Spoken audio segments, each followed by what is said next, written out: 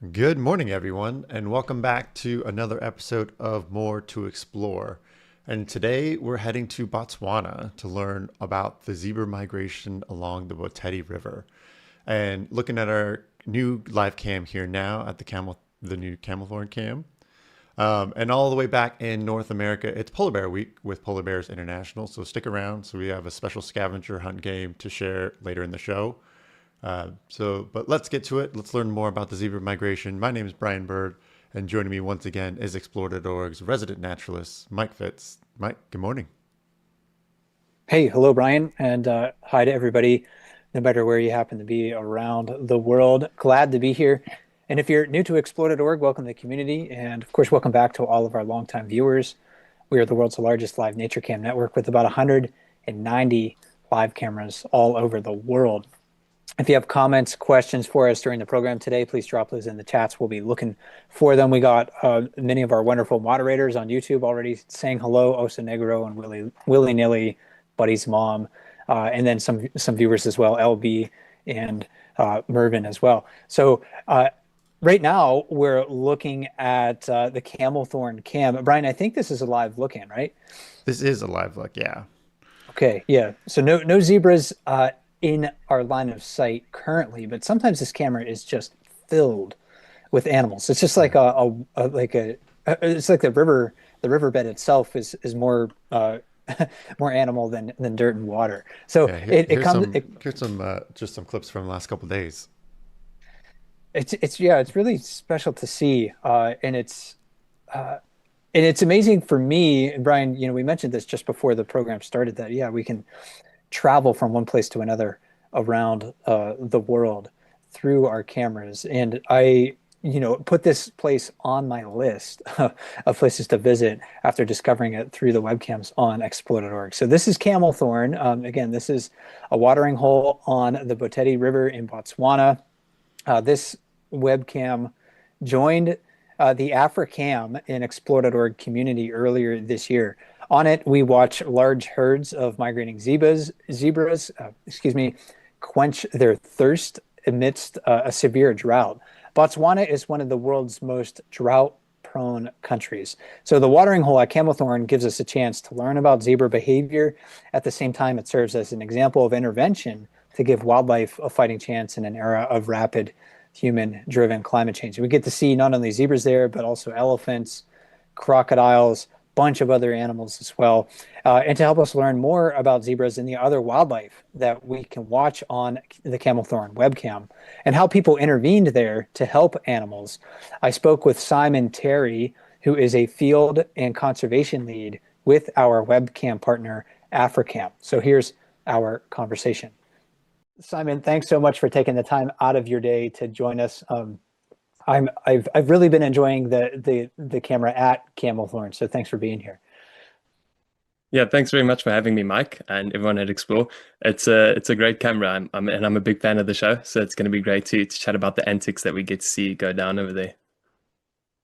So I want to start by asking you a question just about the geography of the area. I've never been to Botswana. I can look at it on a map, of course, and see where the webcam is. But can you help us better understand the geography of the area? Where are the zebras coming from, and where are they going? Yeah, absolutely. I mean, that's super interesting part of it. As we know, the migration it's following the water. So the story of the geography is about the water. So you'll see if you look at it on a map, you'll see this giant inland oasis called the Okavango Delta, which is super interesting to have a delta in the middle of a dry country. And so the water stems from the oasis, and then it runs along the Boteti River, which is exactly where we have the Camelthorn camera. And the Boteti River serves as the connection between the delta, which is this lush oasis, and the dry Makadi salt pans, which is the destination of the zebra migration. So it's really interesting to see how it changes seasonally, because it's dry throughout the year, and then come summer months, which is right about now, November through to February, the rains come and the location transforms completely. It's unrecognizable from what it would have been 2 months ago. And it's always been a question, like why would these ginormous herds of zebra leave this oasis of the Okavango Delta to go to the dry salt pans? But the answer you can see it lies in the nutrition of the grass. So after the rains come, the grass that grows out of that salt pans is really, really nutritious, up to 3 times more nutritious than that of the delta. A lot of proteins and things that keeps a zebra going. So they come down there, and then this is where they can breed and enjoy some really good food. And then, we're getting to see part of that migration at Camelthorn. So what makes that camera special to watch? I think it's really special. It's definitely one of my favorites. So, of course, the star of the show is the zebra. We get ginormous herds. The people who have tuned into that camera you've seen. There are absolutely tons of them. And then, of course, you've got the iconic over here in Botswana. They call them the Boteti bulls, and it's just these giant bull elephants, and they're the boss of the waterhole, and they know it. So when there's these big herds coming of zebra, you just get the elephant coming in, storming, trumpeting, chasing the zebra out their way, because they know when they get to the fresh water, they want to be able to drink them to themselves. But beyond that, I mean, it's still a really interesting waterhole as well for the unique things you get to see, like the antics between the hippos and the crocodiles, which is always fun. And the crocodiles, because it's so hot, the crocodiles even burrow, so they make these big caves. And you can see them lying at the entrance of the caves, just chilling, looking over the waterhole, which is something really unique, and I haven't seen it anywhere else before. So that's great. And then the last thing would be, of course, with the big herds of zebra, you get the predators coming in. So at night, it's always good to see some lion. If you're really lucky, maybe a leopard. Is very exciting. And I did, want to ask you more questions about the zebras and their sort of like natural history and ecology of the area. How does the movement and migration vary as the seasons change from wet to dry? You kind of talked about it before, but as we kind of head into like the wetter seasons in that area of Africa, will we still be seeing large numbers of zebras at the watering hole?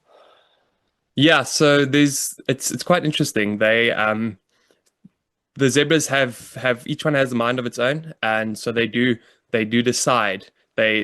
Their decisions are based on many environmental factors, and so some of them stay in the Okavango Delta and don't embark on the journey at all, and some will stay in the pans after the journey is complete, which is maybe a little bit of a risk, because they banking on the fact that there'll be enough water for them to sustain until the end of the year comes, but it's always good for them so they use the Boteti River to source themselves and hydrate themselves on the way through to the salt pans. And then once they're there, the rains come, because they get the thunder starts, and then that's when the rain's coming. So they wait for that signal, and then they get there, and then the pans are full, and it's very, very different. So it's almost like these small lakes lying everywhere across the pans, and that's what they used to drink in the wet season. But it's definitely challenging for them to survive when those pans dry up and they have to make it through a long winter and very dry. Yeah. And you mentioned thunder. That just a follow-up question on that. Are they respond? So they hear the noise thunder and they're like, okay, that's my trigger that I need to maybe proceed. Is that what's happening?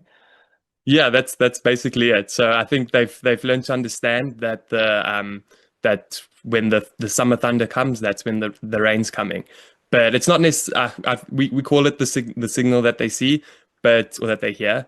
But the zebra, like everyone over here also knows, the zebra can smell the rain coming long in advance, or they can tell when the rain is coming in advance. And we know that because we can tell that they move according to where the rain is going to be and not where it is. So it might not necessarily be the thunder, but they definitely know. And then they pick up those signals and then they embark. Oh, fascinating. Yeah. And I'm sure their migration influences the movement and behavior of other animals, especially predators. We occasionally get to see lions on the camelthorn cam. So how is the zebra migration overall sort of affecting some of these other animals and species? That's also really interesting, because it's absolutely the lions are the main predators that you can just tell are watching, following along. I'm sure now they already know when the migration will be taking place, and they just follow the zebra. And it's interesting over here because it's such vast plains, and it's a really ginormous area. So they are in very small herds or packs of lions. So you'll maybe have one male and 2 females and a couple cubs is the norm. So they follow them in very small packs, and then they just eat off on their opportunities as they follow the migration. So it's definitely a deciding factor for a lot of animal out here. And then also the elephants, they follow a similar route, and it's influenced by the same factors as the zebra migration. So especially the bull elephants tend to leave their families behind and then go, and they'll also embark on a similar journey to what the zebras do, which is also quite interesting.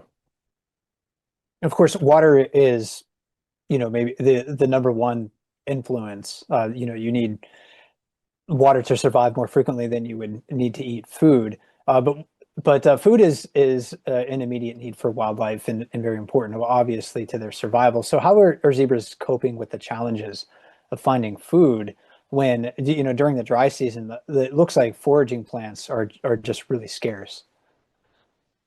Yeah, that's just it's definitely a challenge, and sometimes the reality is that a lot of them don't make it because of food shortages. But yeah, that's why I think that's kind of a big reason why this migration happens, is they know when there will be food and when there won't. So especially that's why the majority of the zebra do embark on the migration. So for them, they know they have in the Okavango Delta, it's like a reliable source of food that's always there. The delta doesn't go dry.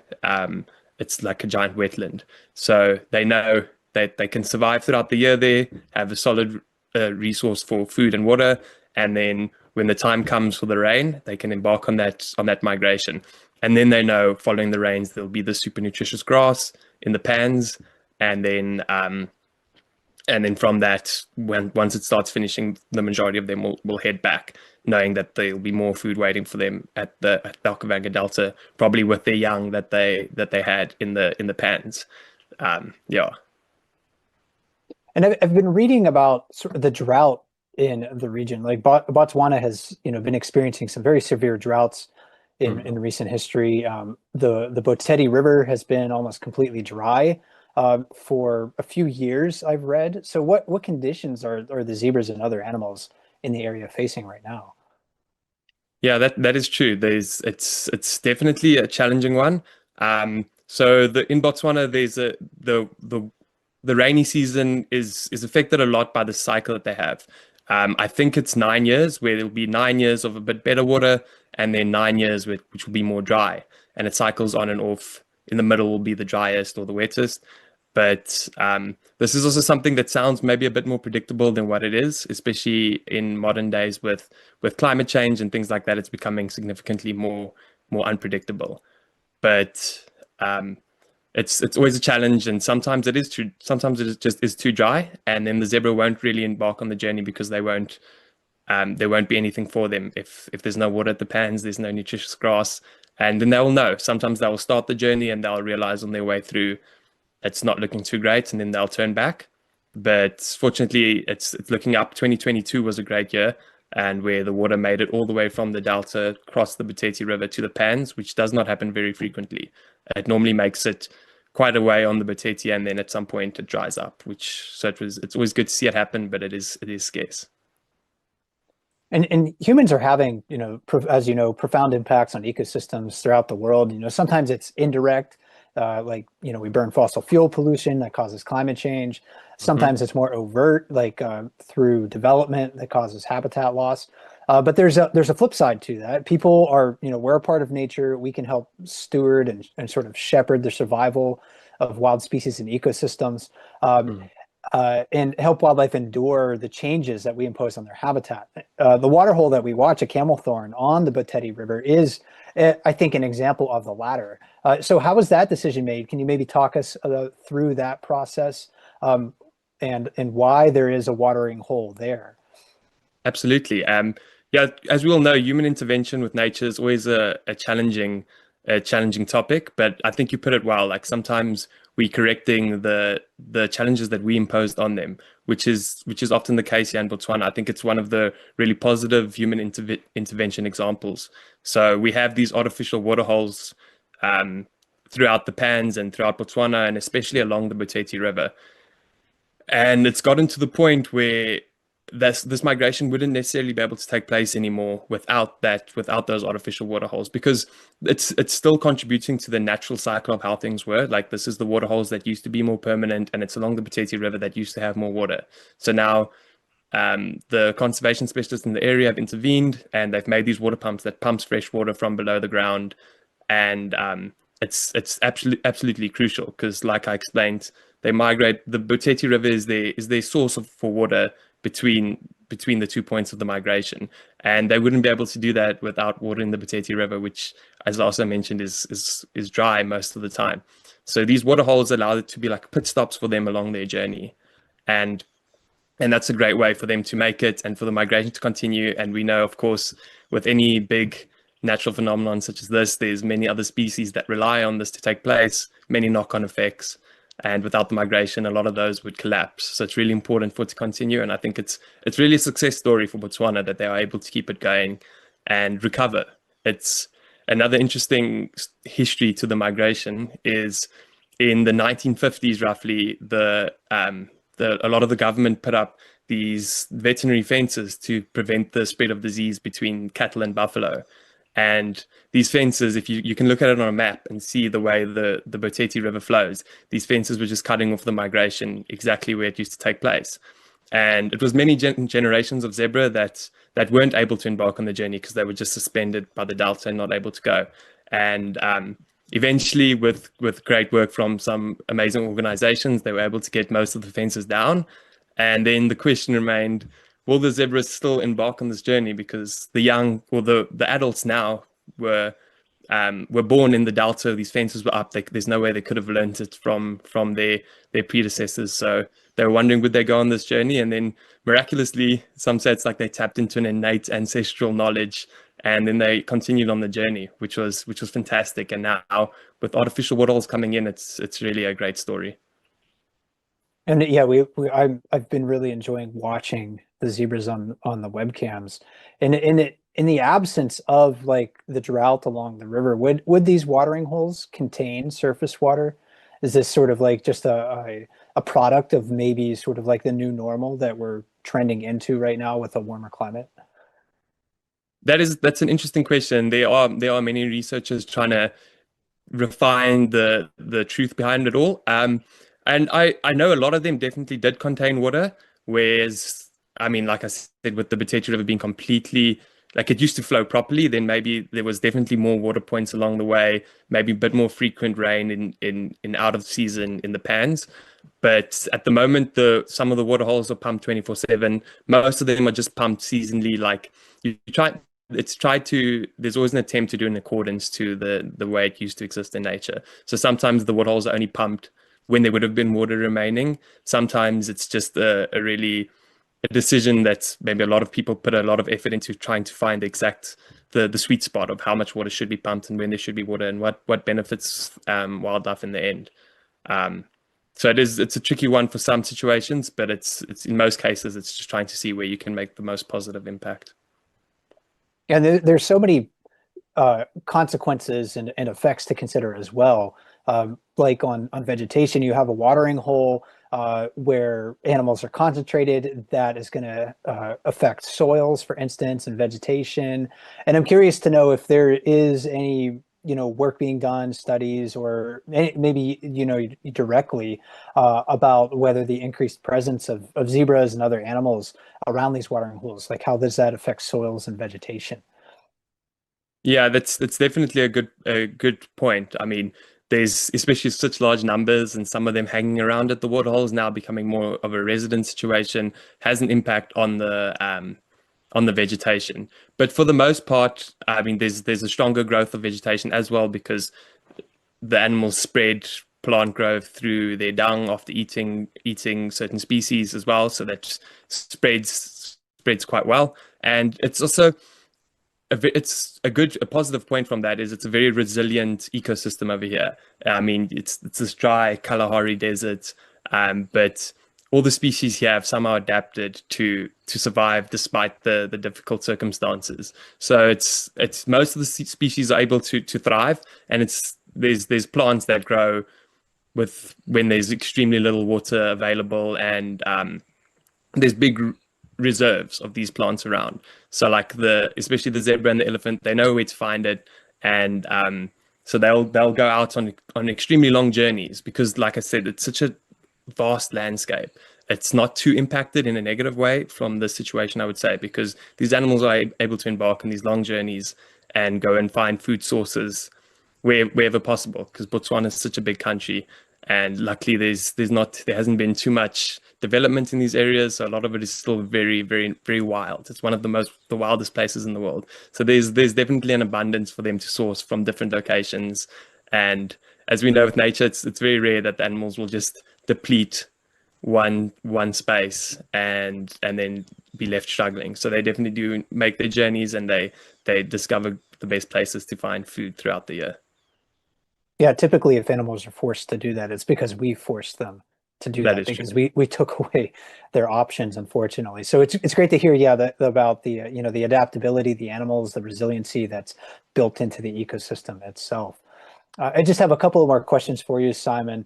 I'm curious how you started your career working with wildlife. We often have a lot of younger people watching the webcams, maybe in classrooms or joining us in our programming. So how did you start your career with wildlife?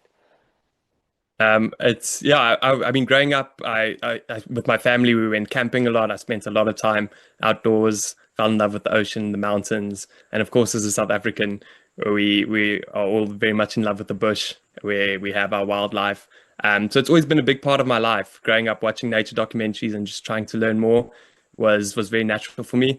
And yeah, it's always been the direction I was headed in. I was lucky enough to study environmental science at university, and since then I've just been focusing on working in nature conservation, and now I'm very lucky to be working at Africam, which is a fantastic company where we work with Explore as well, as you know, and we have these cameras, amazing waterholes throughout the continent, and it's always great to be involved with wildlife and to see how technology can improve on that as well. And so to me, the plan has always been to be working in conservation and to work with wildlife, and I think that's something that's definitely going to stick. And you are in Botswana right now working on a new webcam installation. So can you tell us more about that? Where are you and what might we see on that webcam? So I'm actually not too far from the camelthorn webcam right now. I'm Okay. at the destination of the migration. It's called the Makadikari Salt Pans. And I'm at a camp in a tent right now, right in the middle of the pans, which is very exciting.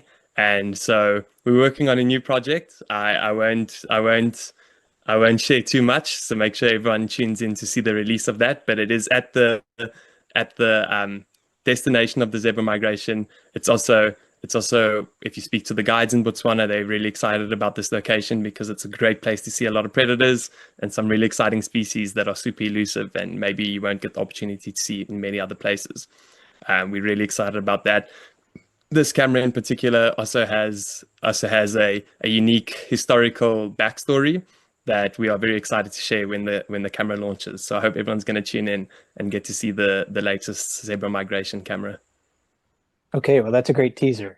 Looking forward to seeing it in the near future. And Sam and I want to thank you for taking the time out of your day to enlighten us more about the camelthorn cameras and uh, the Boteti River and the animals that we see along it. So thanks so much. Yeah, thank you very much for having me. I'm really excited to get the chance to have been on the show. Yeah, I'm looking forward to working with you again and chatting more about the animals we get to see on these cameras. You And thanks again to Simon Terry from Africam for sharing his time with us. So if you want to go watch this camera right now, you can go to explore.org. Of course, anytime. A little bit of a shortcut to get there would be explore.org/Africam. So like African, but with an M at the end. So explore.org/Africam. Or if you want to learn more about the work of Africam, go to africam.com. Listening to that interview again, I was reminded that with humanity's footprint growing all over Earth, whether that's through climate change or habitat changes, keeping migration corridors available and survivable for wildlife will take a purposeful effort by people. So this includes ourselves in North America, where I'm based, as much as it does in Africa. And it really can seem like an overwhelming and complicated program for or problem for any one person to solve, and we'll need collective action to tackle it through law, policy, and cultural changes. So make sure you're voting for people who take issues like climate change and habitat loss seriously and will work to reduce its harm. But there are also effective actions that we can take as individuals to help migrating animals. And I was kind of thinking, what do I do kind of in my home base, in my own little neighborhood, that helps animals? And I was drawn to sort of like the bird life right around my home, because in North America, light pollution attracts and disorients migrating birds, which makes them vulnerable to collisions with buildings and other structures. And then collisions with windows during daylight hours are also a major hazard for migrating birds. One study estimated that anywhere between 365 million and 988 million birds die every year in North America alone from collisions with human-made structures. And that's on top of, or house cats outside killing birds. That's on top of birds getting hit by vehicles and things like that. So what can you do? One of the simple things that you can do right around your home, of course, is to keep your cats indoors no matter what. Give them things to do inside that'll keep them engaged. Don't let them outside. And then also turn off your outdoor lights. You can shade your windows at night using blinds or curtains. There are many ways to help prevent birds from crashing into windows during the day as well, which is what I've worked on at my own home, since I don't have any lights outside that I leave on at night. Birds colliding with windows on my house, it's another story. So I work from home, and when I moved there was nothing on the windows to prevent birds from colliding with them. Birds don't recognize the reflections on windows as just reflections. They see a corridor to fly through. So if you're looking at this window on my home from a bird's perspective, you see trees in the distance. You don't see a window necessarily there. And when I would hear the thud of a bird killing itself against a window, it's just a sickening sound, especially when I had the opportunity to prevent it. So I dealt with this problem by using these things called Acopian bird savers. Those are basically the strings that you see hanging in front of the window. You can find plans for them on birdsavers.com. You can also purchase them as well, but they're pretty easy to make. All you need is basically just some cord and tied at the right length. So this is a photo of one window on my home where I've used them. I've installed them on all my windows that don't have a screen on front or installed on the window, and the number of collisions on my windows has declined substantially. It's really rare right now for a bird to run into the window, and if a bird still makes a mistake with the bird savers installed, then the ropes break the reflection enough, and the bird usually realizes its error before it strikes the window with full force. And this really might seem a far cry from efforts to help zebras cope with drought in the Kalahari Desert, but no matter what, the effort, whether it's near or far, it all matters. So if you have that opportunity in your community, in your neighborhood, to try to make a difference for individual animals, please do so. But that was one of the things I was reminded of, Brian. It's a bit of a tangent compared to zebra migration in Africa, but I kind of enjoy connecting the dots with the wildlife I see on the webcams with the wildlife in my own neighborhood. And totally, you completely nailed it. And it's kind of one of those things that introducing new people to explore, everyone's kind of like, okay, kind of what's the bigger picture. And then the saying that I've come up with that I've been using lately is like, okay, come in as a spectator, fall in love with the beautiful imagery, and then you become a student, kind of learn more something about what you're learning. Like I hope everybody learned a lot about the zebra migration today, and then ultimately encouraging everybody to become a steward of whatever they have fallen in love with. So I think that's a perfect example of figuring out how you can make it in your own backyard, and then other ways you can do it on a greater scale, whether it's in Botswana or right now with polar bears, with Polar Bear International. But as a little segue there, we do have a bunch of events coming up this week because it is Polar Bear Week. So Tundra Connections is full of events all week. But if you like hearing more from people like Simon, we do have more members of the Africam team hosting two shows this week. We have the Africam show starting tomorrow. They don't have daylight savings in South Africa, so we're what it used to be at 7 a.m. Now we fall back. So it is at 6 a.m. Pacific for the AFRICAM show. And then Tundra Connections, we're having a creature art teacher of the tundra. And then Wednesday, we're going, oh, sorry, my dates are off. Excuse the typos here. But this Wednesday, we're going to have the creature art teacher back with moms and cubs. And then this Thursday, we will have the Wild Moment show to see all the best clips from this week on the AFRICAM cameras. And then we'll have another Tundra Connections, Drawing Connections, exploring animal adaptations. So lots of great events coming up this week and next week. And Mike, we do have, excuse me, a scavenger hunt contest on Exploded.org. That's right. Yeah. For the last several years, we've kind of done like a bingo, like a polar bear bingo with our polar bear cameras. Like you see a behavior, you have a bingo card, take a snapshot of it. And hey, if you get enough, fill your board up or you get, several in a row, you can win a prize. This year it's changed a bit. It's no longer a bingo. It's kind of more like a board game. So you can go to, if you want to find out more information, go to exploded.org/contest. And the details are there right now. Check the contest page daily because a new illustrated board will appear showing a stage of the bear's journey across the tundra and the coastline to the edge of the ice on Hudson Bay. So it's more about following the polar bears on their journey.